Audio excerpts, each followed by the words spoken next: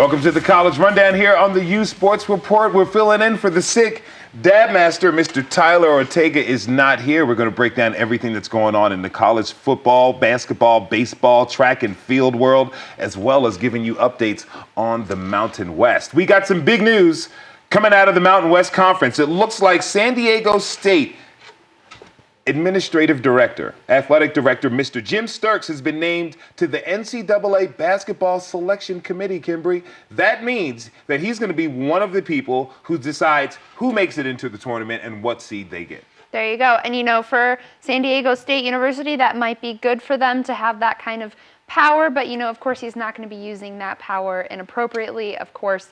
But it will be great opportunity for San Diego State to see a little bit of what goes on in deciding. Well, let's hope that he can help, nudge a little bit to put a few more Mountain West teams. There you go. Should they deserve to be in the Big Dance. Push that Mountain West Conference towards the bigger, better things. That's right. We have some information about a basketball player transferring to, or transitioning, I should say, to a different sport. We do. Hugh Greenwood, you guys might recognize the name. Former UNM basketball player has taken off his basketball shoes and traded them in for Australian football cleats. That's right. Australian rules football, guys. He's not playing by the NFL's standard, but in Australia. And he's also joined by 3 other former NCAA basketball players.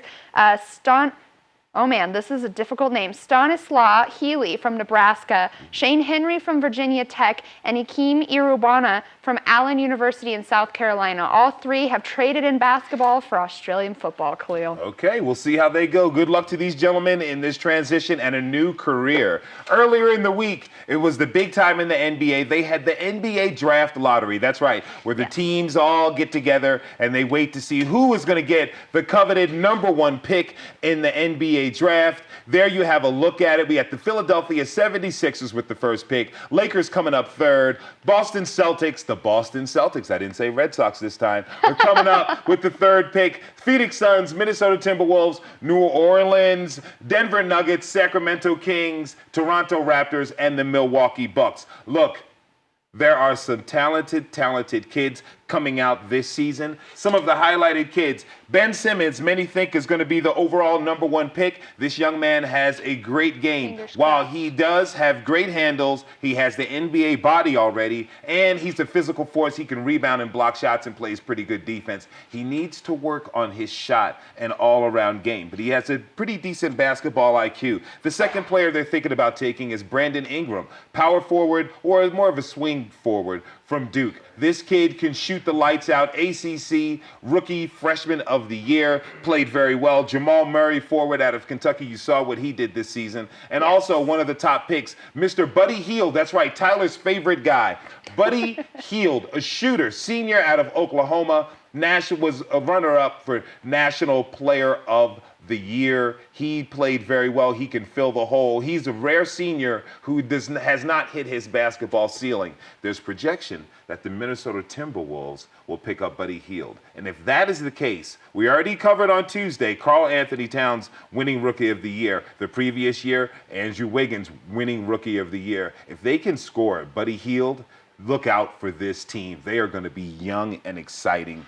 I just think they're going to make a deep playoff run coming up soon. They are setting themselves up for success. And, you know, what I love the most about the NBA draft is that it's not like every other draft where the worst team gets to pick first. It's, like you said, it's a lottery. We never really get to know who's going to pick and who they are going to pick because it's always up in the air with the NBA, but that's the most exciting part is if Minnesota does take Buddy, they're setting themselves up for a great deal of success and possibly a 3rd year in a row Rookie of the Year award for their team. To be unprecedented. Very, very, very impressive future ahead for the NBA. And again, these college athletes do what they can do to give themselves the best shot. They play pretty well. Speaking of playing well, we got the UNM Lobos baseball team taking on Air Force. Game 1 is tonight. Look, the Mountain West Conference tournament is coming up soon. we've been reporting the entire season, well, toward the end of the season, how UNM Lobos had really excelled. The past few weeks, they've really kind of digressed a little bit, regress, I should say.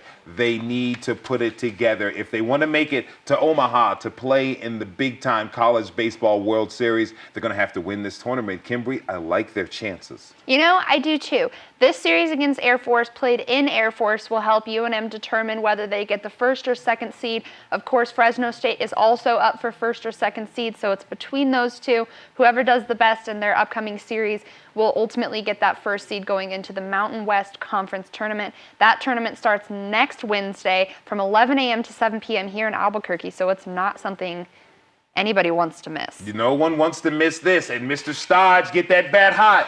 We're going to need you big time. Okay, we've got a whole bunch more sports news coming up for you soon on the U Sports Report right after this.